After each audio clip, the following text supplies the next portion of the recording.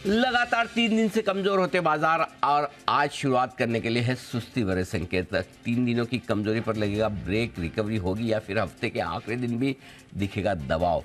कहाँ होगी weekly closing और क्या करें आप, अगले हफ्ते की तैयारी रहेगा, इसी पर फोकस। स्वागत है आप सबका शेयर बाजार लाइव में। नमस्कार, मैं हूं अनिल सिंह। नमस्कार, आपके साथ मैं हूं नेहा आनंद। ग्लोबल मार्केट्स का कितना सहारा आज मिलता है और हम अपने दम पर और अपने नंबर्स के दम पर कितना करिश्मा यहाँ दिखा पाते हैं, ये सब आज हम जानेंगे शेयर बाजार लाइव में। सो morning, good morning. Thank God it's Friday. हाँ, अभी तो यही लग रहा है कम से कम निफ्टी को देखकर। हालांकि बैंक निफ्टी उतना ख़राब नहीं है, लेकिन निफ्टी 3 दिनों से लगातार कमज़ोर होता दिख रहा है। एक राहत की बात है कि वीकली एक्सपायरी कल खत्म हो चुकी है, लेकिन सामने आपके मंथली एक्सपायरी का हफ्ता शुरू हो रहा है, तो ढेर सारा एक्शन है। आइए इसी एक्शन को बढ़ाते हैं आगे, देख लेते हैं आज वो ट्रिगर्स जिनके दम पर हमें आज के सेशन की करनी है शुरुआत। अमेरिकी बाजारों में लगातार दूसरे दिन हरे निशान के साथ बाजार ट्रेड करते हुए और बंद होते हुए नजर आए, यानी कि एक अच्छी मजबूती के साथ अमेरिकी बाजार कल बंद हुए, दिन की ऊंचाइयों पर बंद हुए, ये अच्छी बात है। और स्पेशली नैस्डैक में ज़बरदस्त एक्शन होता हुआ दिखा है, यहाँ पर बढ़िया तेजी होती दिख रही है और डॉलर इंडेक्स भी इन सबको देखकर 2 महीनों की ऊपरी स्तरों पर पहुंचता हुआ दिख रहा है। मैकडॉवेल समेत कई सारी वायदा कारोबार की कंपनियों के नतीजे कल आए और निफ्टी में आज 3 और वायदा कारोबार की 9 कंपनियों के नतीजे से आप अंदाजा लगा सकते हैं it will be again a busy day. It's going to be a very busy day, लेकिन बहुत सारे फैक्टर्स हैं। ग्लोबल मार्केट में कुछ एक्शन हो रहा है, हमारे मार्केट्स में तो एक्शन की कोई कमी नहीं है। उन सब के बीच आज क्या रणनीति अपनानी, ये हम जानेंगे। लेकिन सर, सबसे पहला सवाल, ग्लोबल मार्केट्स के फ्रंट से कुछ अच्छी खबर है। यूएस मार्केट्स लगातार दूसरे दिन मजबूती लेकर बंद हुए हैं, कैसे देखते हैं? क्या राहत की बात है? कैसे देखा जाए? है। हालांकि भारतीय बाजारों के बंद होने के वक्त डाउ फ्यूचर्स हल्के हरे निशान में थे, बहुत ज़्यादा तेज नहीं, बहुत ज़्यादा कमज़ोर नहीं, मुश्किल से 20-25 पॉइंट ऊपर नैस्डैक और डाउ फ्यूचर्स पर थे। लेकिन जिस तरह की तेजी अमेरिका में हुई, क्वालिटी वाली है, क्वांटिटी वाली नहीं, क्वालिटी वाली है। हाँ, कल आप देखिए दिन की ऊंचाइयों पर डाउ बंद होता हुआ नजर आया, निचले स्तर से रिकवर होकर बंद हुआ है, तो वॉलेटिलिटी के बीच में वो मजबूत हुए हैं। नैस्डैक में वॉलेटिलिटी कम थी और उनका चार्ट देखेंगे तो आपको लगेगा कि डाउ के मुकाबले में कम कमजोर रहा और बेहतर मजबूत होकर बंद होता हुआ दिखा। और कई महीनों की ऊंचाइयों पर नैस्डैक मेरे ख्याल से 8-9 महीनों के ऊपरी 9 महीनों के ऊपरी स्तरों पर ट्रेड कर रहा है, तो वहाँ पर ठीक है। मामला यही है कि कर्ज सीमा जो बढ़ानी है उन्हें, जो सीलिंग आगे बढ़ानी है, उसको लेकर थोड़े से पॉजिटिव संकेत आते दिख रहे हैं। बात धीमे धीमे लेकिन आगे बढ़ रही है, उम्मीद बढ़ती हुई नजर आ रही है। इसको लेकर अमेरिकी बाजार थोड़े से बेहतर फील कर रहे हैं। भरपूर तेजी तो नहीं कह सकते कि एकदम बढ़िया तेजी हुई हो, लेकिन अच्छी बात है कि अमेरिका गिरना बंद कर रहा है हाँ, और हमारे लिए ये ज़्यादा इंपॉर्टेंट है। 3 दिन से हम वैसे ही कमज़ोर हैं, तो और ऊपर से ये कमज़ोर हो जाए तो फिर है ना, वो मतलब है ना, पहले से ही प्रॉब्लम है, उसके बाद वो समस्या है। तो कम से कम एक चीज़ है कि कमज़ोरी की तरफ कंट्रीब्यूशन अमेरिकी बाजारों से नहीं आ रहा। कुछ डेटा आए हैं इकोनॉमी से जुड़े हुए, वो डेटा ठीक है, उनकी वजह से भी अमेरिकी बाजारों को हल्का फुल्का सपोर्ट मिला है।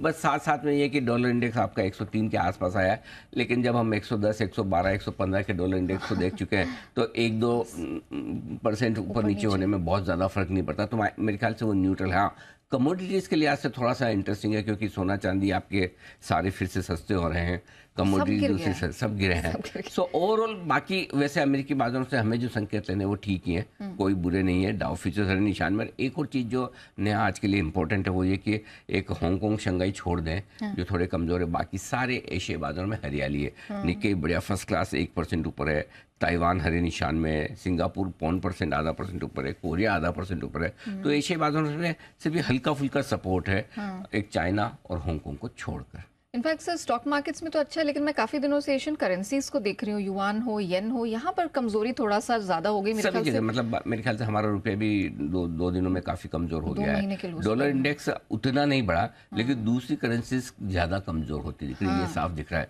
सो फर्स्ट टाइम लंबे समय बाद ऐसा ट्रेंड दिखा कि ज्यादा डॉलर के मजबूत नहीं होने के बावजूद दूसरी करेंसीज कमजोर रही। नहीं तो ये लेवल आपको डॉलर इंडेक्स जब 110 के आसपास हुआ करता था तब ये लेवल्स दिखते थे। अभी आप 103, 104 के आसपास है, फिर भी थोड़ा सा करेंसी मार्केट में सब जगह हल्का फुल्का एक्शन कमजोरी वाला। इनफैक्ट सर, मैं जापान के ही एक चीफ के जो बयान पढ़ रही थी, उन्होंने कहा था कि यूएस डेट सीलिंग महत्वपूर्ण है, कहीं भी अगर डिफॉल्ट हुआ, डगमगाया, तो कहा कि डिजास्टर हो सकता है। तो क्लियरली, और वो उनकी करेंसी में भी वो बात सही है, लेकिन होगा नहीं ये सब, वो तो आप बता ही चुके हैं। अच्छा सर, एक और डेवलपमेंट है कि अब 2/3 जानकार है वो मान के चल रहे हैं कि जून ऑनवर्ड्स जो रेट हाइक का सिलसिला है वो थमते दिखेगा। ये कितना बड़ा डेवलपमेंट हो सकता है? नहीं, ये तो देखिए आम राय बनी चुकी है। पहले एक बार तो 90, 95, 92, 93% तक भी लोग मान रहे थे कि अब ब्याज दरें बढ़ना रुक जाएगी, जून की पॉलिसी में पॉज होना चाहिए। लेकिन अब देखते हैं जून की पॉलिसी तक। देखिए ये जो है ना, अमेरिका में जो भावनाएं है ना, ब्याज दरें बढ़ेंगी नहीं बढ़ेंगी, ये बड़ी तेजी से बदलती रहती है, लगभग हर रोज बदलती है। आज ये भी बहुत परसेंटेज, भाषण है, हाँ, ये परसेंटेज बहुत ऊपर नीचे होते रहता है। ये परसेंटेज अब से लेके जून की मीटिंग तक ढेर सारी ऐसी इवेंट्स होंगी, डेटा होंगे, लोगों के स्पीच होंगे, स्टेटमेंट्स होंगे, डेट सीलिंग वाले मामले होंगे, उनके दम पर ये बहुत ऊपर नीचे होंगे। सो आई थिंक ओवरऑल सब ये मानकर चल रहे हैं कि शायद ब्याज दरें ना बढ़े, लेकिन उससे पहले काफ़ी कुछ है। तो बात ये नहीं कि ब्याज दरें बढ़ना रुक जाएगी या नहीं रुकेगी, बात है कि अगर बढ़ी तो वो नेगेटिव ट्रिगर है, क्योंकि आम राय ये बन रही है। दूसरी बात ये, अगर नहीं बढ़ी और नहीं बढ़ने की उम्मीद है तो वो पॉजिटिव ट्रिगर भी नहीं, क्योंकि वो मान कर चल रहे हैं। हाँ, सो आई थिंक अभी नया कुछ और चाहिए। नया इस वक्त अमेरिकी बाजारों को एक ही चीज़ दिख रही है, डेट सीलिंग। आजकल अमेरिकी बाजार डेट सीलिंग की खबरों पर ट्रेड कर रहे हैं। तो कर्ज सीमा को लेकर अगर जो भी खराब खबर आएगी घट जाएगी, अच्छी खबर आएगी बढ़ जाएगी। अभी जब तक नया कोई ट्रिगर ना आए, ये अमेरिका के बाजार में जनरल न्यूज़ चैनल की तरह है हमारे यहाँ के। एक मुद्दा पकड़ के फिर उसी पर खेलते हैं बस। हाँ, जब तक कि कोई नया दूसरा बड़ा मुद्दा उसके बराबर की टक्कर का न मिल जाए कि जो टीआरपी खींच पाए। सो वैसे हाल अमेरिका के बाजारों का। आई थिंक यही का, जब तक कोई नया दूसरा बड़ा मुद्दा न दिखे तब तक डेट सीलिंग चलने दो। अच्छा, रोज भाई रोज खुलना है मार्केट, रोज ट्रेड करना है, सुबह से शाम लगे रहना है। कुछ तो करोगे ना, किसी के दम पे तो करोगे, है ना। तो ये आजकल ये वाला है। ठीक है। अच्छा सर, अब हमारे मार्केट्स पे आते हैं। 3 दिनों की सुस्ती के बाद क्या आज वो दिन है जब हम कुछ अच्छी हेल्दी अपसाइड रिकवरी कुछ दिखाएंगे? देखो, खाली आप रिकवरी बोल दो तब तक ठीक है। हाँ। अच्छी और हेल्दी निकाल दो, ठीक है। हाँ, अच्छी हेल्दी अपसाइड रिकवरी, मतलब कॉन्फिडेंस नहीं है। हाँ, तो रिकवरी होगी, अपसाइड भी होगी, थोड़ी होपौत होगी, हेल्दी अच्छी पता नहीं। क्योंकि देखिए दो चीजें हैं। अच्छा क्या है आज के बाजार में? अच्छा है कि लगातार 2 दिन से अमेरिका आपको संकेत ठीक दे रहा है। डाउ फ्यूचर्स भी हल्के हरे निशान में। एशिया में कोई ऐसा खास दिक्कत वाली बात नहीं है, ठीक है। पिछले 2-3 दिनों में जब बाजार घटे हैं 3 दिनों में, तब भी एफआईज की तरफ से आपको खरीदारी के ही आंकड़े आ रहे हैं। ये अच्छी बात है। तीसरी अच्छी बात यह कि कल वीकली सीरीज आपकी खत्म हो गई, तो थोड़ा बहुत पिछली वीकली सीरीज में ट्रेडर्स लॉन्ग साइड पर फंस गए थे, है ना, पोजिशन में, तो उनकी पोजीशन कट गई, स्टॉप लॉस ट्रिगर गए, हिट हो गया, डे लो पर बंद हुआ। तो ये 3-4 चीजें अच्छी है जो आज के लिए है। कमजोरी की तरफ क्या है? थोड़ा सा सेंटीमेंट बिगड़ा है ट्रेड, क्योंकि आप 18,250 के नीचे लगातार बंद हो रहे हैं। लेकिन इसके सामने बैंक निफ्टी ने अभी तक एक भी खराब क्लोजिंग नहीं दी। 43,650 के नीचे भी नहीं दी, जो पहला बिल्कुल हल्का फुल्का कमजोरी का संकेत जहाँ आता है वहां भी नहीं बंद हुए। सो बैंक निफ्टी तो अभी तक कमजोर हुआ ही नहीं। तो अच्छी बात यह है कि आप अभी भी मतलब बैंक निफ्टी पर अच्छे मजबूत क्लोजिंग दे रहे हैं, लेकिन निफ्टी पर क्लोजिंग। एक और चीज़ जो है, इस बार आप मंथली एक्सपायरी में जा रहे हैं, तो मंथली एक्सपायरी में आमतौर पर डेटा बड़े होते हैं, और वो पोजीशंस जो होती है मंथली एक्सपायरी की पोजीशन ज़्यादातर रिटेल ट्रेडर्स या एल्गो ट्रेडर्स डिसाइड नहीं करते हैं। ये डिसाइड करते हैं एफआईज, हेज फंड्स, क्योंकि जनरली जो कॉमन ट्रेडर है जिसको रोज आकर मार्केट में ट्रेड करना है, उसके लिए हर वीक की एक्सपायरी इंपॉर्टेंट होती है। लेकिन फंड्स जो आमतौर पर हेजिंग के लिहाज से वायदा कारोबार का इस्तेमाल करते हैं, उसमें जो पोजीशंस बनाते हैं, उनके लिए मंथली एक्सपायरी ज़्यादा इंपॉर्टेंट होती है, पहली चीज़। दूसरी चीज़, मंथली एक्सपायरी सिर्फ इंडेक्स की नहीं है, स्टॉक्स की भी है, तो स्टॉक ऑप्शंस भी उसमें होता है। सो आई थिंक उस लिहाज से पार्टिसिपेशन थोड़ा सा मंथली एक्सपायरी में आपका बढ़ जाता है। सो हल्की सी उस लिहाज से मंथली एक्सपायरी में देखा जाए तो शुरुआत करने के लिए थोड़े से जो ओपन इंटरेस्ट है वो हायर साइड के बने हुए, आप नीचे बंद हुए। मसलन 18,200 पर हाईएस्ट ओपन इंटरेस्ट है और आप बंद हुए 18,100 के करीब। सो इसका मतलब क्लियर करते हैं कि थोड़ा सा मंथली एक्सपायरी में भी आप हेवी तो जा रहे हैं जितना हल्का जाए। सो कुछ पॉजिटिव है, कुछ नेगेटिव है। आपके लिए सबसे इंपॉर्टेंट ये है कि आज आप बंद कहाँ होते हैं। 18,000, 18,300 अब इमीडिएटली आपकी रेंज निकल कर आ रही है, ठीक है। सो 18,000 के नीचे जाकर आप बंद होते हैं अगर आज, तो आप बहुत खराब हैं। खराब नहीं, बहुत खराब है, ठीक है। वीकली एक्सपायरी भी हो रही है आपकी, और लगातार चौथा दिन कमजोरी का हो जाएगा। 18,300 के ऊपर आप बंद हो जाते हैं तो ऑल इज वेल, और 18,300 के ना ऊपर बंद हो ना 18,000 के नीचे बंद हो, बीच में ही कहीं रह जाए तो सोमवार सुबह फिर आ जाइए। तो मतलब इसका मतलब है कि मार्केट यहाँ टाइम पास करना चाहता है, कोई आपको साफ संकेत नहीं दे रहा है कि अगली एक्सपायरी तक, मंथली एक्सपायरी तक बड़ी तेजी करनी है, बड़ी मंदी करनी है। ये बड़ी तेजी या अब तक जो कुछ हो रहा है मार्केट में वो रनिंग करेक्शन है। 1 से 2% का आमतौर पर जो आपको भागते भागते हल्के फुल्का कभी भी किसी भी बिना वजह के करेक्शन आता है वो है, जो कभी भी आ सकता है, बिना नोटिस के आ सकता है। आने के बाद बाजार छोटी रेंज में समय बिता सकता है, टाइम पास कर सकता है, कंसोलिडेट कर सकता है, वो हो रहा है। तो बड़े मुंह का इंतजार करें, और बड़े मुंह का इंतजार करने के लिए बढ़िया है 18,000 के नीचे बंद होगा तो थोड़ा हल्का फुल्का आपको कमजोरी फील करनी है। 18,300 के ऊपर बंद होने के बाद वापस से ताकत आप फील कर सकते हैं। जो आज इसलिए मैंने पहली लाइन लिखी 17,900 18,000 निफ्टी पर मजबूत सपोर्ट जोन है, और इस रेंज में पोजिशनल ट्रेडर्स जो है, डे ट्रेडर्स के लिए तो आज 18,000 की नीचे की क्लोजिंग, कंफ्यूज ना हो कि डे ट्रेडर्स के लिए 18,000 के नीचे बंद होने पर स्टॉप लॉस ट्रिगर हो जाता है, लेकिन पोजिशनल ट्रेडर्स जो 18,450 पे नहीं ले पाया, जिसको पहला एंट्री करना है, उसके लिए 17,900 18,000 होता है। ठीक है, तो वो आपके लिए मजबूत सपोर्ट है। बैंक निफ्टी 43,200 मजबूत सपोर्ट जो है ये साफ है। एक चीज़ और है नेहा, जो वो ये कि जो कल भी हम बात कर रहे थे कि मेक और ब्रेक आपका SBI है, राइट।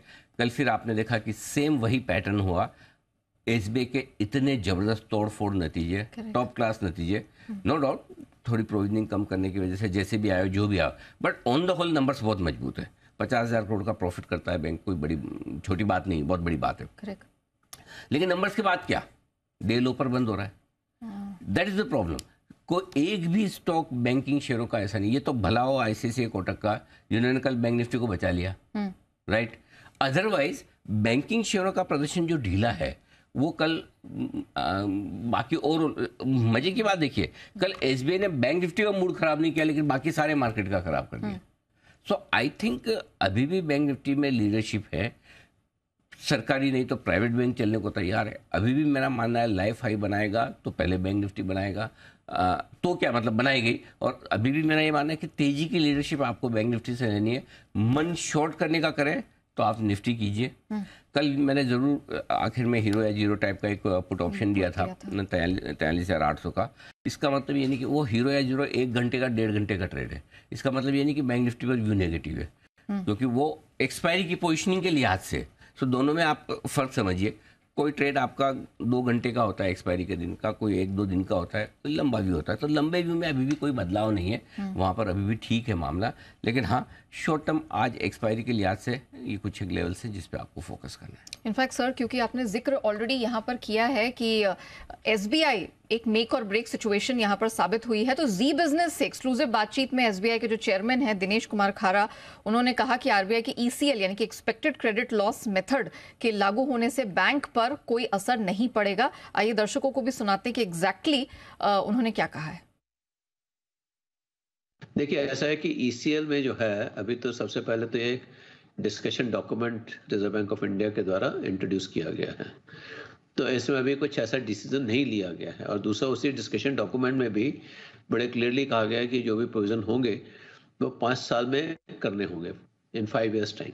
और ECL का अगर इंट्रोडक्शन होता भी है तो हमारी बैलेंस शीट के ऊपर किसी भी तरह का कोई प्रभाव नहीं पड़ेगा। ओके, चलिए, तो सर ये एक महत्वपूर्ण देखा जाए तो वक्तव्य SBI चेयरमैन की तरफ से आ गया। सर ऐसे देखना कैसा चाहिए, क्योंकि इससे पहले भी और भी बैंक्स के जब नंबर्स आए तो कमेंट्री में हमने देखा कि यही बयान आया जब IBA के हेड की तरफ से आया। तो चीज ये कि कोई भी बैंक ये नहीं कहेगा कि हम पे फर्क पड़ेगा, क्योंकि अभी तक ये किसी को नहीं पता कि कब लागू होगा, किस तरीके से लागू होगा। लेकिन ये सबको पता है, टॉक ऑफ द टाउन तो ECL है ही, ठीक है। BOB ने भी यही बोला, SBI ने भी यही बोला कि हम पर फर्क नहीं पड़ेगा, हम पर फर्क नहीं पड़ेगा। ठीक बात है, नहीं पड़ेगा, मजबूत बैंक है, आज की चीज में ज़्यादा फर्क पड़ता भी नहीं है। लेकिन फर्क तब पड़ता है जब एसेट क्वालिटी भी हर वक्त एक जैसी नहीं रहती। यही वो बैंक है जिनकी 3 साल पहले 4 साल पहले एसेट क्वालिटी बहुत खराब हुआ करती थी, करेक्ट। सारे के सारे बैंक, सरकारी और प्राइवेट, और आज सबकी बेस्ट टाइम चल रहा है। तो ये तो ऊपर नीचे वाला समय है, खराब समय अच्छा समय दोनों चलता है। पॉइंट ये है, पहली चीज ECL सच्चाई है, RBI गाइडलाइंस जारी कर चुकी है, ये गाइडलाइंस सारे बैंक्स के पास में है। अब फाइनल ड्राफ्ट क्या आता है फाइनल गाइडलाइन क्या आती है, अभी आप सबके पास ड्राफ्ट वगैरह सर्कुलेशन है। आईबीआई चीफ सुनील मेहता ने कहा है कि 30 जून का समय मिला है, बैंक्स चाहते हैं समय और ज़्यादा। अगर सब कुछ ठीक है, हर एक बैंक तैयार है, तो समय क्यों चाहते हैं? और दूसरी बात यह कि कोई भी गाइडलाइन आएगी, कोई भी नियम टाइट किया जाएगा तो असर किस पे पड़ेगा? सबसे मजबूत बैंक पे थोड़ी पड़ेगा। एसबीआई तो सबसे मजबूत बैंक है, अगर एसबीआई पे असर पड़ना है तो बाकी का तो क्या होगा? करेक्ट। सो एसबीआई चेयरमैन जो कह रहे हैं बिल्कुल सही कह रहे हैं कि उनकी बैलेंस शीट बहुत मजबूत है, उन पर सबसे कम असर पड़ना होगा तो उन पर पड़ेगा सरकारी बैंकों में, इसमें कोई डाउट ही नहीं। लेकिन फैक्ट ये है कि कहीं न कहीं ईसीएल आने की तैयारी में है, ये साफ दिख रहा है। अब इस पर एक ही चीज़ जो साफ नहीं है वो ये कि आरबीआई लाना चाहता है। बैंक से अगर आप पर्दे के पीछे पूछोगे तो मना करेंगे मत लाइए, पर्दे पे पूछोगे तो कहेंगे कि हाँ हम तो तैयार हैं। वित्त मंत्रालय से अभी तक जो संकेत मिल रहे हैं वो नहीं लाना चाहते। सो अब ये बहुत इंटरेस्टिंग सिचुएशन आ गई है ईसीएल को लेकर कि क्या होगा, कैसे होगा और कब होगा। तो इसका जवाब समय देगा, लेकिन होगा जरूर। मुझे नहीं पता। आरबीआई चाहता है और वित्त मंत्रालय नहीं चाहता है, अगर अब क्लैरिटी तो दोनों में से एक कोई एडजस्ट करेगा। और बैंक्स का क्या है, बैंक्स का तो जो बोलेंगे वो करना ही है उनको, उनके पास ऑप्शन क्या है? अगर रेगुलेटर बोलेगा और सरकार मानेगी तो बैंक्स को लागू करना है, रेगुलेटर बोलेगा सरकार नहीं मानेगी, आरबीआई मान लेगा कि चलो नहीं लाते हैं, तो बैंक्स तो जो चल रहा है चल ही रहा है, लाइफ है एज यूजुअल है। सो अब कब और क्या होगा इसका जवाब या तो आरबीआई के पास है या वित्त मंत्रालय के पास है। आरबीआई चाहता है, ये बहुत क्लियर है, इसमें कोई डाउट नहीं, क्योंकि कोई भी ये नहीं कह रहा कि नहीं इस तरह का संकेत नहीं है, नहीं होने वाला है या हमें पता नहीं है, सबको पता है।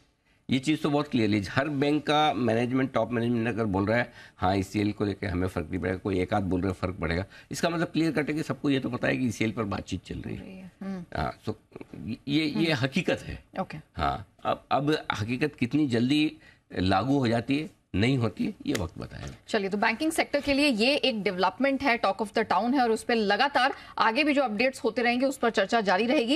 लेकिन फिलहाल सर समझ लेते हैं कि आज के कौन से महत्वपूर्ण संकेत हैं जिन पर नजर रखनी है। ग्लोबल संकेत आपके हैं आज पॉजिटिव साइड पर, एफआईएस के संकेत भी पॉजिटिव हैं, डीआईएस के संकेत नेगेटिव साइड पर हैं, एफएनओ संकेत है न्यूट्रल, सेंटिमेंट है न्यूट्रल और ट्रेंड है पॉजिटिव। ओके, ठीक है, ठीक है, डन। निफ्टी पर सपोर्ट जोन 18,050, 18,100 आपके लिए सपोर्ट का काम करेगा तुरंत प्रभाव से। इसके ठीक नीचे 17,925, 18,000 स्ट्रॉन्ग बाय जोन है जहां पर आपको शॉर्ट कवरिंग भी करनी चाहिए और खरीदारी भी करनी चाहिए अगर आप फ्रेश कर रहे हैं तो। नो डाउट जो डे ट्रेडर्स हैं या पोजिशन ट्रेडर्स उनके लिए स्टॉप लॉस 17,975 का होता है, लेकिन वो एक अलग चीज़ है, ये फ्रेश ट्रेड के लिए आपके लिए राय है। अगर आप लोग नहीं है फ्रेश करें तो। बैंक निफ्टी हायर साइड पर 18,175, 18,225 पहली रुकावट की जगह है, इसको पार करके निकले टिके तो 18,265, 18,315 ये वो रेंज है जहां पर आपको मुनाफा वसूली आती दिखेगी। बैंक निफ्टी 43,475, 43,675 पहला सपोर्ट जोन आपके लिए निकल कर आता है, ये 200 पॉइंट की रेंज है। इसके ठीक नीचे 43,200, 43,375 पौने 200 पॉइंट की रेंज मजबूत खरीदारी की जगह जहां पर आपको शॉर्ट्स काट कर लॉन्ग जरूर करने चाहिए।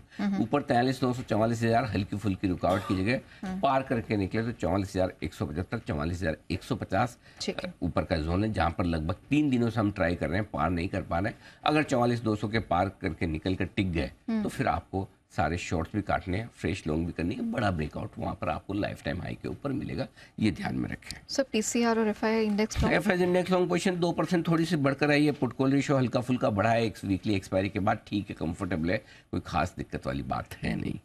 जो लॉन्ग पोजीशंस के लिए स्टॉप लॉसेस आपको रखने हैं 18,000 का है, बेसिकली 25 पॉइंट का कुशन लेकर रखा है 17,975 वीकली क्लोजिंग के लिहाज से। सो बेसिकली राउंड फिगर में 18,000 आपका स्टॉप लॉस है, इंट्राडे भी और क्लोजिंग बेसिस पर भी। जिनको इंट्राडे का छोटा स्टॉप लॉस रखना है वो 18,100 भी रख सकता है, आपकी इच्छा पर है। 18,100 चाहे 18,100 रखें और 17,975 चाहे थोड़ा दूर रखना चाहें तो 100 पॉइंट और नीचे। बैंक निफ्टी का स्टॉप लॉस वही है जो कल भी था, आज भी वही रहेगा, 43,450 इंट्राडे भी क्लोजिंग भी दोनों यही सेम रहेगा। एक्जिस्टिंग शॉर्ट साइड पर स्टॉप लॉस थोड़ा सा मैं नीचे खींच के लाया हूँ 18,325, इंट्राडे और क्लोजिंग दोनों स्टॉप लॉस आपका यही होगा 18,325 का।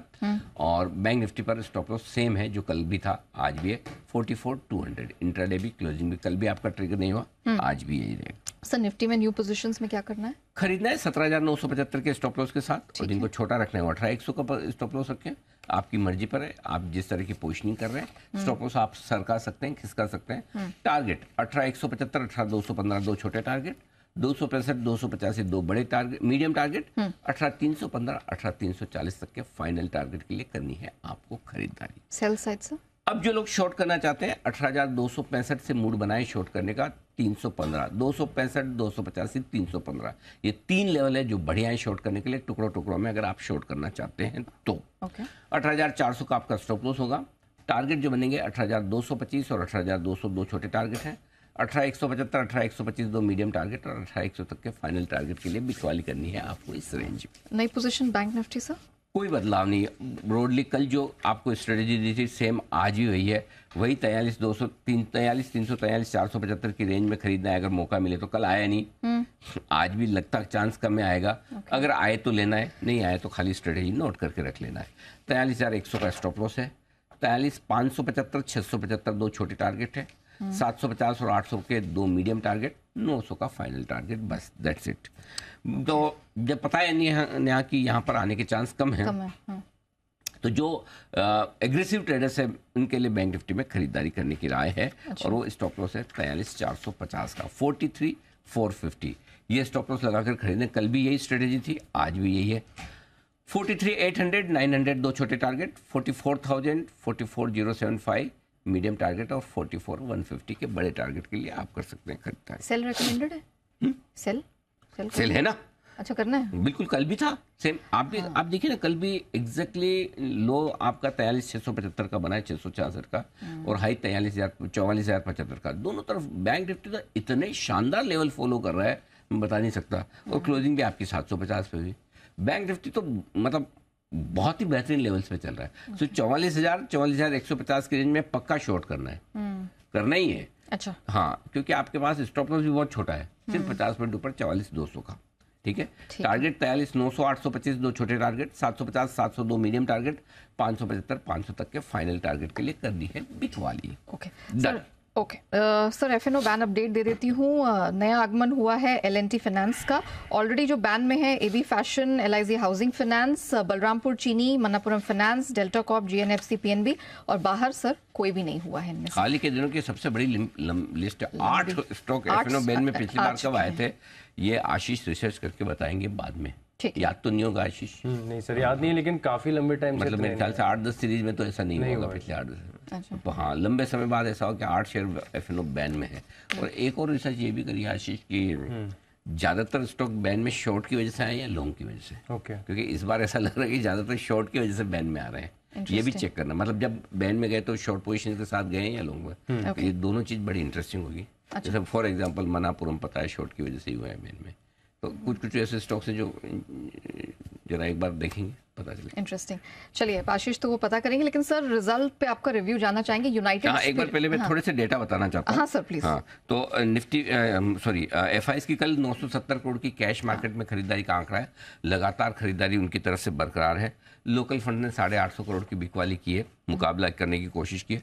650 करोड़ के इंडेक्स फ्यूचर्स खरीदे हैं। और यहाँ इसमें एक इंटरेस्टिंग चीज है, 200 करोड़ के निफ्टी के फ्यूचर्स और 450 करोड़ के बैंक निफ्टी के। लगातार तीसरा ट्रेडिंग सेशन है जब एफआईएस बैंक निफ्टी के फ्यूचर्स ले रहे हैं। और आप कल भी अपने सुबह यही बात कर रहे थे कि इसके दम पे बैंक निफ्टी ठीक रहना चाहिए। आप देखो 50 पॉइंट निफ्टी नीचे बंद हुआ है, बैंक निफ्टी 50 ऊपर बंद हुआ है। और वो बैंक निफ्टी में लगातार एफआईएस की तरफ से खरीदारी का नंबर आ रहा है, अभी भी आ रहा है। तो कल भी 450 करोड़ के बड़े खरीदे उनका है। हम तो खाली, हमारा तो एनालिसिस है, कॉन्फिडेंस तो उनका है जो खरीद रहे हैं।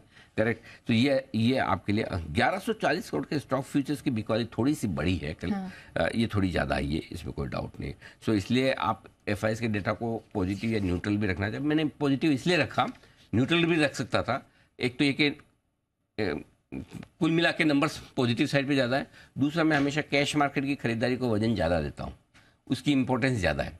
एफएनओ के तो रोज के एडजस्टमेंट होते हैं, थोड़े बहुत हेजिंग वेजिंग ये वो। लेकिन कैश में अगर आप खरीदते हैं तो रोज रोज के लिए नहीं खरीदते, आज लेके कल बेचने वाला नहीं होता। वो थोड़ा लंबा व्यू होता है। डिलीवरी ले रहे हैं, डिलीवरी दे रहे हैं, उसमें आपको व्यू बनाना पड़ता है। हेजिंग का तो ठीक है, चलता है। ये है। बाकी रहा सवाल आपका एफएनओ डेटा का, तो मंथली सीरीज में बढ़ रहे हैं। 18,200 मेक और ब्रेक लेवल है। दिक्कत की बात ये, आप 18,129 पर बंद हुए हैं। 18,200 के ऊपर निकल कर ट्रेड करना शुरू करेंगे तो ही मजबूती आएगी। ओके तो रास्ता बड़ा है 70 पॉइंट का। तो जब तक 70 पॉइंट आप बढ़ भी जाएंगे ना, तब तक आप दावे से नहीं कह सकते मैं मजबूत हो रही। ऐसा मैं इसलिए कह रहा हूँ नेहा, 18,200 के पुट पर हाईएस्ट ओपन इंटरेस्ट है 67 लाख शेयरों का।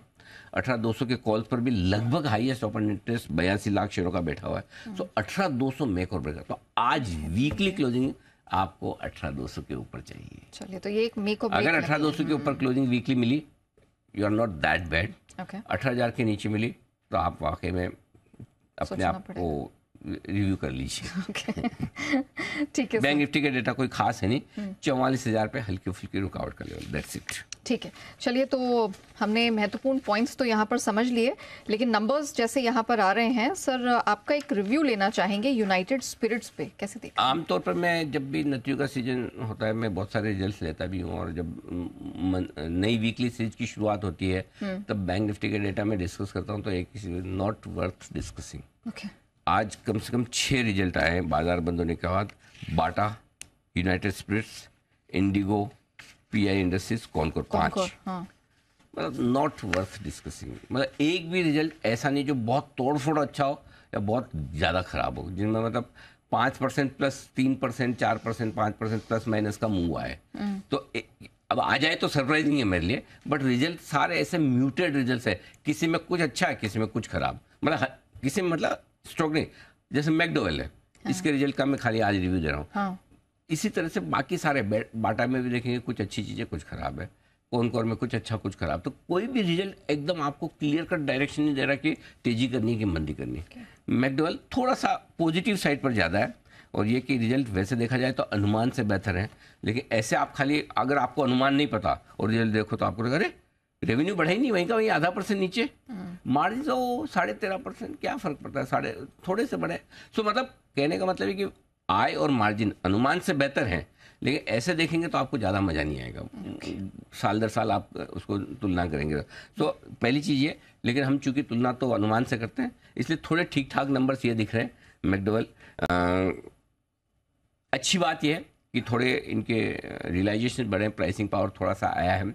जो ज़्यादा अच्छी बात है वो ये कि मैनेजमेंट ने कमेंट्री थोड़ी सी ठीक दी है। वित्त वर्ष 2024 को लेकर थोड़ा सा वो प्राइसिंग को लेकर, वॉल्यूम को लेकर कॉन्फिडेंट है। थोड़ा रॉ मटेरियल कॉस्ट अगर कम होगी, जो कि वो उम्मीद कर रहे हैं, तो थोड़ा सा मार्जिन्स बेहतर हो सकते हैं। मेरे ख्याल से आज 3:30 बजे के बाद उनकी कॉन कॉल भी है, तो उसमें ज़्यादा समझ में आएगा कि नया मैनेजमेंट क्या कहना चाहता है, क्या करना चाहता है। Correct. वो एक बड़ा एक्शन वाला होगा। बट तो उससे पहले मुझे लगता है वही 2% प्लस माइनस जैसा है। माइनस जैसा तो नहीं लग रहा नंबर, बढ़ के भी 2-1% बढ़ जाए बस, उससे ज़्यादा भी नहीं लगता। तो वैसे नंबर से तो बिल्कुल फ्लैट म्यूटेड नंबर है, और यही हाल बाकी सबका भी है, इसलिए मैंने बहुत ज़्यादा आज दिमाग लगाया नहीं। ठीक है, नो प्रॉब्लम सर। लेकिन आ तो रहे हैं बहुत सारे डेटा, खबरों के दम पर भी एक्शन रहेगा, ट्रिगर्स भी बहुत सारे, और उसकी पूरी रिसर्च करके हमारी टीम यहाँ पर जुड़ चुकी है। हमारे साथ कुशल, नुपुर, आशीष इस समय स्टूडियो में जुड़ चुके हैं। Good morning everyone. चलिए हम शुरुआत करेंगे कुशल के साथ। कुशल, क्या ट्रिगर्स हैं और नंबर्स के बारे में भी बताइए। मॉर्निंग नेहा, ट्रिगर्स के लिहाज से आज नंबर्स में सबसे पहले Nifty, JSW steel, NTPC, power grid समेत एफएनओ स्पेस की कई कंपनियां हैं जिन पर आपको फोकस रखना है। Crompton Greaves consumer electricals, Glenmark pharma, Abbott India, Alkem labs, Bandhan bank, Hindustan copper, Muthoot finance समेत सन टीवी और पीएनबी के नंबर्स भी आएंगे। कैश सेगमेंट में काफ़ी सारे स्टॉक्स हैं, इसमें चुनिंदा नाम आपको बता देता हूं। सबसे पहले तो आपको ध्यान रखना है रूट मोबाइल, इसके साथ साथ Arvind smart spaces, Minda corp जैसे स्टॉक्स पर नजर रखिए, इनके भी नंबर्स आने वाले हैं। जेएसडब्ल्यू स्टील बोर्ड बैठक में नतीजों के साथ साथ क्यूआईपी या फिर एनसीडी के जरिए लॉन्ग टर्म फंड जुटाने पर यह विचार करते हुए दिखेंगे। हिंदुस्तान कॉपर भी नतीजों के साथ साथ डिविडेंड और क्यूआईपी को लेकर बोर्ड मीटिंग कर रहे हैं। वेदांत फैशंस, कल नॉन रिटेल निवेशकों के लिए ऑफिस इनका खुला था, आज रिटेल निवेशकों के लिए इनका ये ओएफएस खुलता हुआ दिखेगा। एचडीएफसी एएमसी भारत का पहला म्यूचुअल फंड जो कि डिफेंस सेक्टर पर फोकस्ड है, उसकी एनएफओ आज से खुलती हुई दिखेगी। 2 जून तक ये खुला रहेगा। आईपीओ के लिहाज से नेक्सस सिलेक्ट ट्रस्ट रीट, इसकी लिस्टिंग होने वाली है, तो इस पर नजर रखिए, सब्सक्रिप्शन 5.45 टाइम्स इसका हुआ था। Tata consumer products final dividend जो दिया था उसकी एक्स डेट है और ग्लोबल इवेंट के लिहाज से फेड चेयरमैन पावेल साहब एक पब्लिक इवेंट में हिस्सा लेते हुए नजर आएंगे। एफएनओ स्पेस से बाटा इंडिया नंबर्स यहाँ पर आप कह सकते हैं कि in line with estimates largely है, क्योंकि आय करीबन 780 करोड़ पर आती हुई दिखी है, अनुमान 760 करोड़ रुपए का था। मार्जिन्स के लिहाज से 23.3% के मार्जिन्स आए हैं, 23% के अनुमान था और मुनाफा 66 करोड़ पर आता हुआ दिखा है। जहाँ तक कॉनकोर का सवाल है, अनुमान से कमजोर नतीजे यहाँ पर देखने को मिले हैं। आय 2170 करोड़ का अनुमान था, ऑलमोस्ट इन लाइन आए थे, पर मार्जिन्स आप देखिए 20.5% पर आए हैं 22.6% के एस्टिमेट के मुकाबले, और मुनाफा भी 345 करोड़ का अनुमान था, 278 करोड़ पर कंपनी ने मुनाफा दर्ज किया है। इंटरग्लोब एविएशन अंत में यहाँ पर नंबर्स अनुमान से बेहतर साइड पर आते हुए दिखे हैं। खासकर आय फ्रंट पर 14,160 करोड़ की आय कंपनी ने घोषित की है, जबकि अनुमान 13,736 करोड़ रुपए का था। मार्जिन्स के लिहाज से 19.3% का एस्टिमेट था, 20.9% के मार्जिन्स कंपनी दिए हैं, और मुनाफे के हिसाब से आप बात करेंगे तो चौथी तिमाही के हिसाब से इन्होंने रिकॉर्ड प्रॉफिट दर्ज किया है, 919 करोड़ रुपए का, अनुमान 873 करोड़ रुपए का था। चलिए नुपुर, अब आपकी बारी आती है, जरा बताइए कौन कौन से नंबर्स आए हैं, कैसे रहे? बिल्कुल, सबसे पहले पीआई इंडस्ट्रीज, जहां पे आप देखेंगे Q4 के नंबर्स अनुमान से थोड़े से खराब आते नजर आ रहे हैं। कंपनी की आय देखें तो अनुमान से थोड़ी कम आती हुई नजर आई।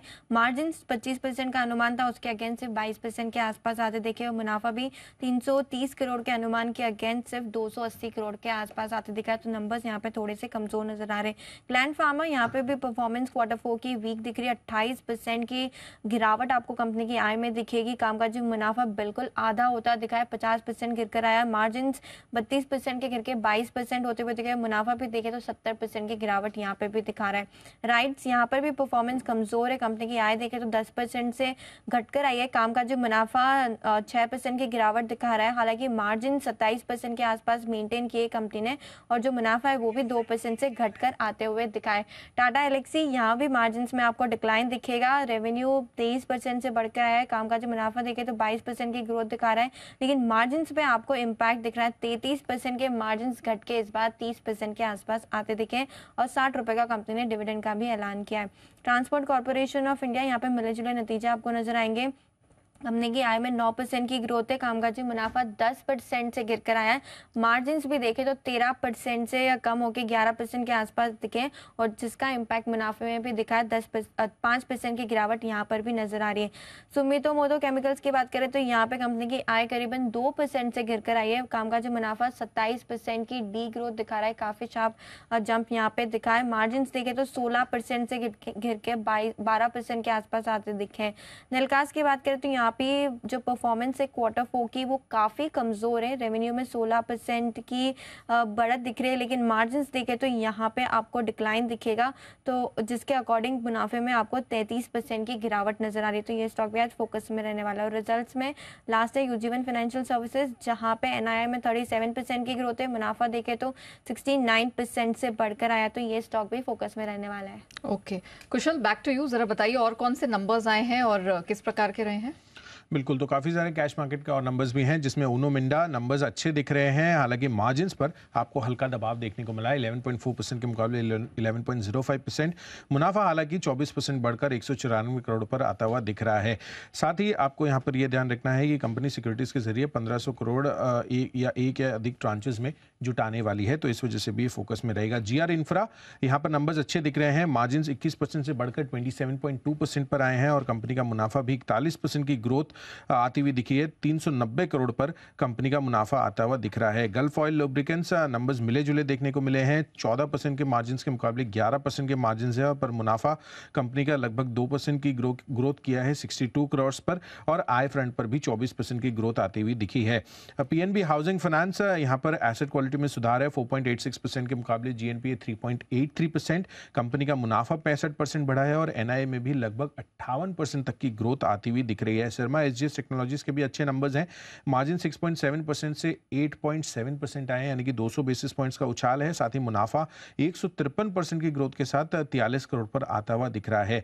दिवगी टॉक ट्रांसफर, यहाँ पर भी नंबर्स अच्छे दिखे हैं। मार्जिन 22.4% से 26.2%।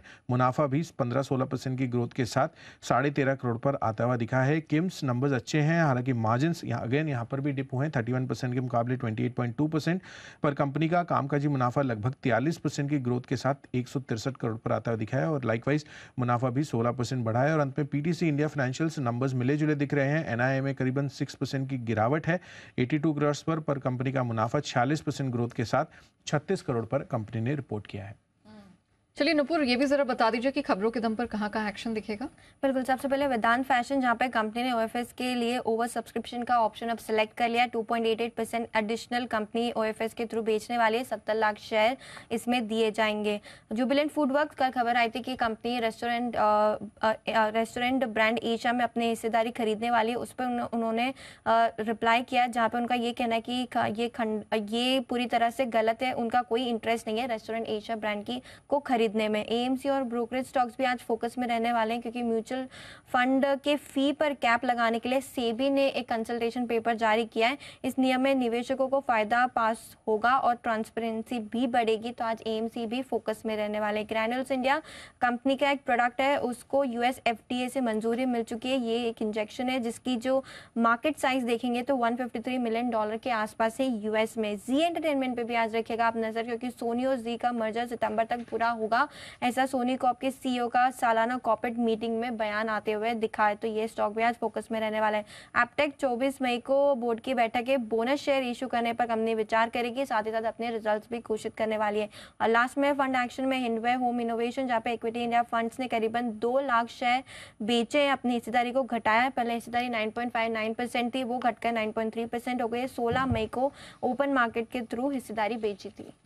ओके, चलिए अब बढ़ते हैं आगे एफआईआर यानी एफआई इन्वेस्टमेंट रिपोर्ट्स की तरफ।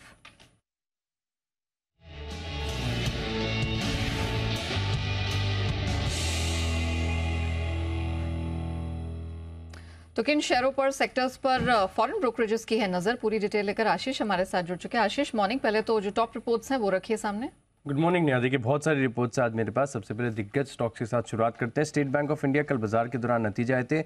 बहुत सारी रिपोर्ट्स हैं लेकिन इंटरेस्टिंग रिपोर्ट्स हैं। सबसे पहले आप देखिए, जेफरीज सबसे ज़्यादा बुलिश है, खरीदारी के राय के साथ 760 रुपये का टारगेट दे रहे हैं। सबसे कम बुलिश भी जो है वो भी आउट परफॉर्म की रेटिंग दे रहे हैं। मैक्वारी 695 रुपये के लक्ष्य के लिए, यानी करंट मार्केट प्राइस से काफ़ी अच्छी अपसाइड है। 574 रुपये का टारगेट है। बाकी सबके टारगेट्स आप देखें तो 700 से ऊपर ही नजर आ रहे हैं। CLSA 725, मॉर्गन स्टैनली 715, गोल्डमैन सैक्स 746, सिटी 710। अब कमेंट्री की बात करूं तो देखिए, मॉर्गन स्टैनली मान रहे कि जो मुनाफे का आंकड़ा है इनके अनुमान से बेहतर देखने को मिला है। लोन ग्रोथ पिछले साल के मुकाबले 17% की देखने को मिली है। तो हर लिहाज से नतीजे, JP मॉर्गन भी मान रहे कि जो नेट इंटरेस्ट इनकम का आंकड़ा है इनके अनुमान से 11% बेहतर देखने को मिला है। सबकी कमेंट्री अच्छी है, सबके टारगेट प्राइस भी ऊंचे ही देखने को मिला है। सिमिलर केस है ITC पर, जहां पर कमेंट्री फिलहाल के लिए मेरे पास थोड़ी सी कम है, लेकिन मॉर्गन स्टैनली देखिए ये ओवरवेट की रेटिंग को बरकरार रखे हैं और जो लक्ष्य 415 से बढ़ाकर 474 कर दिया है और मान रहे कि इनके अनुमान से बेहतर नतीजे यहाँ पर देखने को मिल रहे हैं और अक्रॉस सेगमेंट जो परफॉर्मेंस है वो शानदार देखने को मिली। बाकी की रिपोर्ट्स आप देखिए, मॉर्गन स्टैनली ने लक्ष्य 415 से बढ़ाकर 474 कर दिया। सिटी 425 से 480 सबसे ज़्यादा बुलिश हैं। जेफरीज खरीदारी की राय के साथ 450 से लक्ष्य को सीधे बढ़ाकर अब 520 कर दिया है। साथ में गोल्डमैन सैक्स भी देखें तो 450 से 470 कर दिया, 420 के करीब की कल की क्लोजिंग है। इंडिगो, यहाँ पर भी अच्छे नतीजों का इम्पैक्ट आपको देखने को मिल सकता है। मॉर्गन स्टैनली ओवरवेट की रेटिंग को बरकरार रखें और जो लक्ष्य है 2761 से बढ़ाकर 3126 कर दिया है। लेकिन जेफरीज ये लंबे समय से स्टॉक के ऊपर बेरिश है, अभी भी अंडर परफॉर्म की रेटिंग है, लेकिन टारगेट प्राइस थोड़ा सा एडजस्ट किया है। पहले 1615 का टारगेट था और 1950 रुपये का लक्ष्य दे रहे हैं। साथ में गोल्डमैन सैक्स भी देखिए 2420 से लक्ष्य को बढ़ाकर 2600 रुपये इन्होंने कर दिया है। इसके अलावा अगर आप देखें तो यूनाइटेड स्पिरिट्स, यहाँ पर भी नतीजों का इम्पैक्ट रहेगा। मैक्वारी ने अंडर परफॉर्म की रेटिंग को बरकरार रखा है, लेकिन कमेंट्री थोड़ी सी मिक्स्ड है। 797 की क्लोजिंग, 650 का टारगेट। ये मान रहे कि जो कामकाजी मुनाफा है ये इनके अनुमान से कम देखने को मिला, लेकिन जो प्रेस्टीज एंड अबाव सेगमेंट है यहाँ पर जो वॉल्यूम ग्रोथ है और वैल्यू ग्रोथ है दोनों काफ़ी अच्छी यहाँ पर देखने को मिली है। Conquer, Morgan Stanley equal weight की रेटिंग को बरकरार रखें 660 के लक्ष्य के लिए।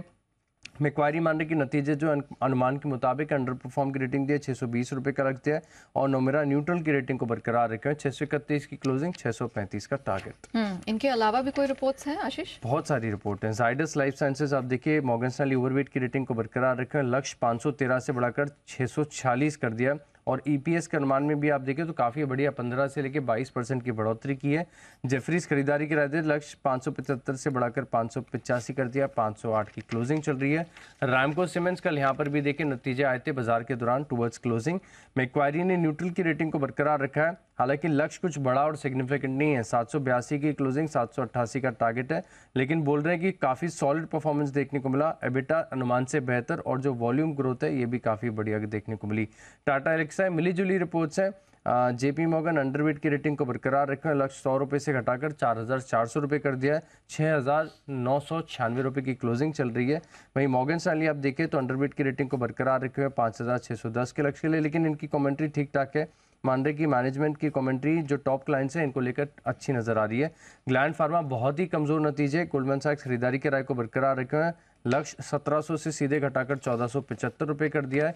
PNB housing Morgan Stanley overweight की रेटिंग को बरकरार रखे हैं, लक्ष्य 600 से बढ़ाकर 630। और अंत में ऊनो मिंडा, जहां पर अगर आप देखें तो ओमिरा खरीदारी की राय को बरकरार रखे हैं, 561 की क्लोजिंग है, 730 का टारगेट। ओके, तो ये है ढेर सारी रिपोर्ट जिन पर रहेगा आज भरपूर एक्शन, और इसी एक्शन को आगे बढ़ाने के लिए तैयार है एक्सपर्ट्स का दमदार पैनल। वक्त है पिक ऑफ द डे का।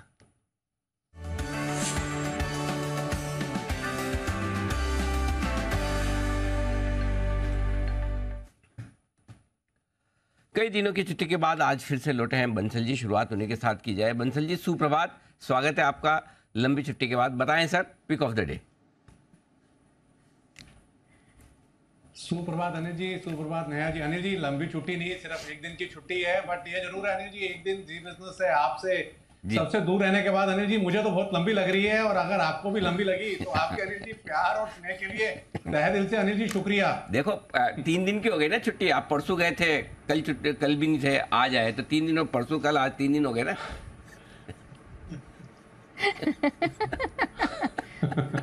Boss is always right Anil ji. Okay sir, बताएं आपका पिक ऑफ द डे। देखिए अनिल जी, आज तो सबसे पहले आपने यार टाइम बचा लिया। आज आपने हमारा बचपन के जो कलर वाला ब्लू होता था ना, बचपन में जो ब्लू चलता था वो ब्लू पहना है, कहीं दूसरा ब्लू पहना होता है, English blue, rich blue, Anil ji royal blue, तो फिर कुणाल जी यही करते रहते हैं कि अनिल जी कौन सा कलर है, तो आपने कुणाल जी की सुविधा के लिए सिंपल हमारे बचपन वाला ओरिजिनल ब्लू पहना अनिल जी, और इसमें चमक रहे हैं आप। और जो मेरा पिक ऑफ द डे है, बिकवाली की राय है, बेचना है डीवीज लैब। 15 से 25 रुपए का पुल बैक आ जाए तो अच्छे स्तर हैं बेचने के लिए। शनिवार को इसके नतीजे हैं, नतीजों के अनुमान भी खराब हैं, चार्ट पर भी एक नेगेटिव ब्रेकडाउन है। 3280 3280 का स्टॉप लॉस है, 2980 2980 के लक्ष्य के लिए डीवीज लैब में बिकवाली की राय, और ये है मेरा pick of the day. Pick of the day Divi's lab बेचे और थोड़ा पुल बैक मिले, 15-20 रुपए ऊपर मिले तो और भी बढ़िया।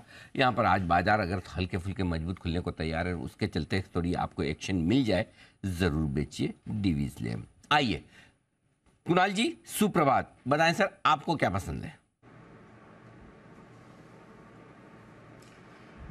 सुप्रभात अनिल जी, सुप्रभात नेहा। अनिल जी बंसल जी पूछ रहे थे कि कौन सा शेड है ये ब्लू का, तो अनिल जी ये रॉयल ब्लू लग रहा है मुझे अनिल जी।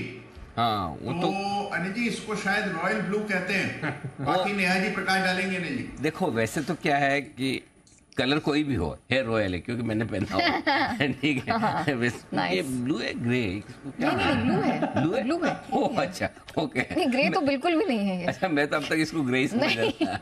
अच्छा वाह, ब्लू है। अच्छा ये अच्छा वाला ब्लू है सर, बड़े वाला। धन्यवाद सर। बताएं हम कुणाल जी। अच्छा अनिल जी, हम तो यहाँ पर शेड को लेकर के बहस कर रहे थे, आप तो अभी कलर का बहस कर रहे हैं। मैं आपसे 2 स्टेप पीछे चल रहे हैं। हाँ, कलर के मामले में 2-3 स्टेप पीछे हूँ आपसे। मेरे डिक्शनरी में वो 5-7 ही कलर होते हैं बस। अच्छा। हाँ, उसके अलावा लाल पीला नीला टाइप जो आराम से पता चल जाए कि ये वाला है। अच्छा। बाकी तो फिर हमें तो जिंदगी 2 कलर में निकल गई है, लाल और हरा। लाल और हरा। कभी ऊपर कभी नीचे है। तीसरे कलर का काम ही कम पड़ता है। बताएं कुणाल जी। अनिल जी खरीदारी की राय है, खरीदना है पॉलीप्लेक्स, जिस पर 2-4 सत्र पहले भी मैंने और राकेश जी ने खरीदारी की राय दी थी। अब चार्ट पर एक फ्रेश ब्रेकआउट आता हुआ दिख रहा है, एक अच्छा मोमेंटम बना है, मुझे लगता है कि अरसे बाद पॉलीप्लेक्स बाजार को आउट परफॉर्म करने लगा है। पिछले साल जुलाई के बाद ये पहला मौका है जब पॉलीप्लेक्स निफ्टी को आउट परफॉर्म कर रहा है। तो ये एक बड़ा ब्रेकआउट चार्ट पर आता हुआ दिख रहा है। 1655, 1675 ये दो टारगेट्स हैं जिनके लिए पॉलीप्लेक्स बाय करें। 1565 पर स्टॉप लॉस। 1565 के स्टॉप लॉस के साथ पॉलीप्लेक्स में करें खरीदारी। कैश मार्केट का ये स्टॉक जबरदस्त एक्शन में आपको नजर आएगा। 1600 के पार निकल चुका है, क्या बात है। 1655, 1675 के टारगेट के। पालिया साहब सुप्रभात, बताएं सर आपका pick of the day. Good morning Anil ji, good morning everyone. So pick of the day रहेगा चोलामंडलम इन्वेस्टमेंट, चोला फाइनेंस, जिसका टिकर कोड है। सो ये स्टॉक में देखें तो एक सस्टेन्ड अप ट्रेंड यहाँ पे बनते हुए दिखा है। स्टॉक में एक पिछले दिनों में देखें तो 3-4 दिन का एक साइडवेज कंसोलिडेशन था। वापस यहाँ पे कल के सेशन में एक अच्छा ब्रेकआउट बनते हुए दिखा है। तो series of higher top higher bottom formation है। तो स्टॉक में हमें लगता है ये मोमेंटम फर्दर एक्सटेंड होते हुए दिख सकता है। फ्यूचर के टारगेट हम प्रोजेक्ट कर रहे हैं, इसमें आ सकते हैं करीब 1070, 1080 तक के। स्टॉप लॉस होगा करीब 1020 के आसपास। ओके, तो ये है आपके लिए चोला फाइनेंस की फ्यूचर खरीदारी करने की राय। सुमित जी गुड मॉर्निंग, बताएं सर आपको क्या पसंद है। Good morning Anil ji, good morning Anil ji. Buy side का स्टॉक है बर्जर पेंट। बर्जर पेंट के अंदर मोमेंटम बनना चाहिए। 620 के आसपास इसके अंदर खरीदारी करके चलने का सलाह रहेगा। कल भी स्टॉक के अंदर एक पॉजिटिव मूव देखने को मिला था, परसों भी स्टॉक के अंदर एक पॉजिटिव मूव देखने को मिला था। स्टॉक का जो नीचे में सपोर्ट है 610 रुपए का है, तो 610 के स्टॉप लॉस से बर्जर पेंट में यहाँ पे खरीदारी करके चलने का सलाह रहेगा। ऊपर में जो टारगेट देखने को मिल सकते हैं 640 का इसका पहला टारगेट होगा। 640 और 650 ये दो टारगेट्स को ध्यान में रखते हुए बर्जर पेंट में खरीदारी करके चलने का सलाह रहेगा। 610 का लगाना होगा स्टॉप लॉस। ओके, तो ये है आपके लिए बर्जर पेंट्स में खरीदारी करने की राय। सिद्धार्थ जी गुड मॉर्निंग, स्वागत है सर आपका। बताएं आपका pick of the day. Good morning Anil ji, good morning Neha, good morning सारे ही दर्शकों को और हमारे पैनलिस्ट को। Anil ji pick of the day बोलूं उसके पहले कल मैं एसपीएल मिड कैप में था, तो उसके बाद मैंने आपका वो जो मिड कैप और स्मॉल कैप वाला शो देखा था, मुझे काफी बेहतरीन लगा वो शो। और एक एक ऐसे बिंदु आपने बताए हैं जिससे बहुत ही ज्यादा इंसाइटफुल लगा। तो बहुत ही अच्छा शो था अनिल जी, और बहुत ही पसंद किया होगा हमारे दर्शकों ने। थैंक यू धन्यवाद सुधार जी। आपने पसंद आना बात की बात है, देखा वो भी बड़ी बात है। तो आपने देखा उसके लिए भी धन्यवाद, और पसंद आया उसके लिए ज्यादा धन्यवाद। बिल्कुल अनिल जी, और आज का जो पिक ऑफ द डे रहेगा वो रहेगा L&T फाइनेंस। L&T फाइनेंस पे इसे पहले तो टारगेट बता दो। शॉर्ट टर्म एकदम नियर टर्म टारगेट रहेंगे 103 के, 103 के, और पोजिशनल टारगेट एकदम लिफाफे वाला लेवल, शगुन वाला लेवल 111।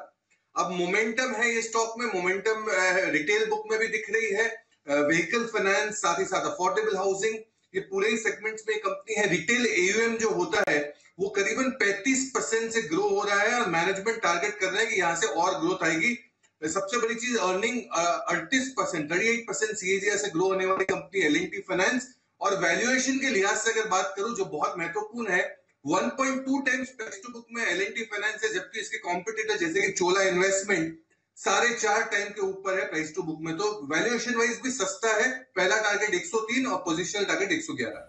ओके, 103 यहाँ पर छोटा शॉर्ट टर्म का टारगेट है, और थोड़ा सा आप लंबा रुकेंगे 111 तक का टारगेट आपको L&T फाइनेंस में मिल जाएगा। सिद्धार्थ सिडानी जी की पिक ऑफ द डे आती हुई। लेकिन बाजार खुले उससे पहले हमने देखा है बहुत सारे नंबर्स यहाँ पर निकल कर आए हैं, तो एक क्विक रिव्यू वहां पर ले लेते हैं। Bata better than estimates, almost inline numbers यहाँ पर जारी हुए हैं। कुणाल सर आपको नंबर्स कैसे लगे, चार्ट्स पे अब क्या सलाह होगी? देखिए जिस तरह का चार्ट स्ट्रक्चर है, जैसे हम कल भी चर्चा कर रहे थे नेहा के, स्ट्रक्चर काफी सुधरा है, और उसके बाद हमने 2-3 दिन का कंसोलिडेशन देख लिया। तो मुझे लगता है कि अगर आज आपको कोई डिप मिलता है तो उसका इस्तेमाल बाय करके करना चाहिए स्टॉक को, क्योंकि ओवरऑल स्ट्रक्चर स्ट्रांग है। तो नीचे के लेवल्स पर बाइंग इंटरेस्ट आएगा। तो अगर स्टॉक में कुछ करेक्शन आता हुआ दिखता है तो मेरी खरीदारी की राय। ओके, तो डिप्स पर करे खरीदारी बाटा इंडिया। जब मार्केट खुलेंगे तो यहाँ पर आप इस पर ध्यान जरूर दीजिएगा। इंटरग्लोब पर तो यहाँ पर बात ऑलरेडी हो भी चुकी है, और हमने यहाँ पर अच्छा खासा डिस्कशन भी हुआ था। लेकिन एक व्यू मैं जानना चाहूंगी राकेश सर से, क्योंकि बेटर देन एस्टिमेट्स यहाँ पर नंबर्स हमने आते हुए देखे हैं। इंटरग्लोब, राकेश सर आपका क्या व्यू बन रहा है इस पे? नेहा, मेरा व्यू तो यहाँ पर काफ़ी पॉजिटिव है। इनफैक्ट मैं यहाँ पे वेट कर रहा हूँ नेहा कि ये स्टॉक अनचार्टेड टेरिटरी में जाने की तैयारी कर रहा है और एक मेजर लेवल है इसका 2375 के अराउंड, उसको तोड़ के अनचार्टेड टेरिटरी में जाने की तैयारी कर रहा है। बट जिस तरीके का टेक्निकल स्ट्रक्चर इसका है, मुझे ऐसा लगता है कि यहाँ पर ब्रेकआउट की वेट नहीं करनी चाहिए। इस स्टॉक को डिप्स में खरीदना चाहिए और किसी भी करेक्शन में अगर इस स्टॉक 2200 रुपये के अराउंड मिल जाए तो अच्छे स्तर है बाय एंड होल्ड करने के लिए। और एक बार 2375 के ऊपर निकलेगा तो मोमेंटम के अंदर ही कुछ दिनों के अंदर पोस्ट ब्रेकआउट 3 से 4 दिनों के अंदर 2580 से लेकर 2635 के लेवल्स यहाँ देखने को मिल सकते हैं। ओके, सिडानी जी, यूनाइटेड स्पिरिट्स, आपका व्यू जानना चाहूंगी। बेटर देन एस्टिमेट्स यहाँ पर नंबर्स देखने को मिले हैं। इनफैक्ट आज ब्रोकरेज रिपोर्ट का भी ये हिस्सा रहा है। मैक्वेरी ने अंडर परफॉर्म का स्टैंस इस पे लिया है। आपको नंबर्स कैसे लगे हैं, आपकी क्या राय बन रही है? देखिए, नंबर्स तो अच्छे रहे थे, थोड़ा मिक्स्ड भी कह सकते हो आप, क्योंकि मैं मानता हूं कि मुनाफों में तो थोड़ी सी बढ़त कम है। 7% वाई ग्रोथ देखा गया है, जबकि मार्जिन डाउन थे 360 बेसिस पॉइंट से। सो मिक्स नंबर है और मैं मानता हूं ऑबिटा में भी थोड़ी सी गिरावट है। ओवरऑल पर्सपेक्टिव से कुछ पॉजिटिविटी मुनाफों में जरूर दिख रही है। अब कमेंट्री की बात रहेगी तो यूनाइटेड स्पिरिट्स को हमारा टारगेट तो 800 रुपए के करीब का था, जो अभी के प्राइस है। मैं मानता हूं कि यहाँ पे अगर आपने ले रखा है तो बने रह सकते हैं, क्योंकि जिस हिसाब से मार्केट शेयर है इनका, दमदार मार्केट शेयर है और प्रीमियम कैटेगरी में ये प्राइस का इजाफा कर सकती है आने वाले समय में। तो मैं मानता हूं कि निवेशकों को बने रहना चाहिए। बने रहे मैकडॉवेल यानी कि यूनाइटेड स्पिरिट्स में। ये राय आपके लिए आती हुई सिद्धार्थ जी की तरफ से। ओके, बढ़ते आगे और एसजीएक्स निफ्टी धीमे धीमे अपनी मजबूती बढ़ाने की कोशिश करता हुआ हाफ सेंचुरी की तरफ बढ़ रहा है। और वो इस वजह से कि एसजीएक्स निफ्टी ने ये डिसाइड किया है जितने डाउ फ्यूचर्स ऊपर रहेंगे, जितने नैस्डैक फ्यूचर्स ऊपर रहेंगे, उतने ही हम भी रहेंगे। तीनों देख लीजिए एक साथ, 44, 48, 45 तीनों एक साथ आ रहे हैं। एसजीएक्स निफ्टी 45 ऊपर है, डाउ फ्यूचर्स 44 ऊपर है, नैस्डैक फ्यूचर्स बराबर। Fair enough. तो चलिए आइए, हाँ हम साथ साथ हैं।